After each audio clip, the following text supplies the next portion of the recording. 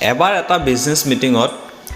এজন ইণ্টাৰ্ণ নতুন এজন এমপ্লয়িয়ে ৱাৰেন বাফেট, বিল গেটছ আৰু পল বাৰ্মাৰ যিসকল মাইক্ৰ'ছফ্টৰ মেইন মেনেজমেণ্টৰ মানুহ তেওঁলোকৰ লগত মুলাকাত কৰাৰ চান্স পাইছিলে আৰু চান্স পাওঁতে তেখেতে এটা প্ৰশ্ন সুধিলে যে ইমান ডাঙৰ যে ছাকচেছ আপোনালোকে পাইছে এই ছাকচেছৰ পিছফালে আপোনালোকে এনে কি কাৰণ বা এনে কি কোৱালিটি মানুহৰ ভিতৰত থাকিব লাগে বুলি তেখেতে প্ৰশ্নটো কৰিলে তো সেই ইণ্টাৰ্ণজনৰ প্ৰশ্নত ৱাৰেন বাফেট আৰু বিল গেটছে এটা ৰিপ্লাই দিলে যে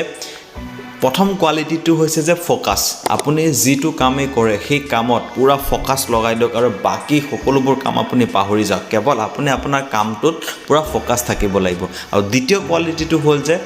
আপোনাৰ ইমোশ্যনৰ ওপৰত কণ্ট্ৰল থাকিব লাগিব কাৰণ যেতিয়া আপুনি এটা কামত আগবাঢ়ি যাব তেনেহ'লে বিভিন্ন ধৰণৰ ইমোশ্যনছবোৰ মানুহৰ ভিতৰত কাম কৰিব পাৰে ধৰক আমাক কোনোবা এজনে ক্ৰিটিচাইজ কৰি দিলে আমি হয়তো ভাগি পৰি যাব পাৰোঁ বা কিবা এটা ডাঙৰ প্ৰব্লেম আহিল সেইটো আমি সলিউশ্যন কৰিব লাগিব তো সেইটো কাৰণে ইমোশ্যনেল কণ্ট্ৰল আমাৰ থাকিব লাগিব আৰু লগতে ফ'কাছড হ'ব লাগিব যে আমি যিটো কাম কৰি আছোঁ সেই কামত সম্পূৰ্ণ মনোযোগ দি যদি আমি কাম কৰোঁ তেনেহ'লে আমি এটা মেচিভ ছাকচেছ আমি পাব পাৰোঁ ধন্যবাদ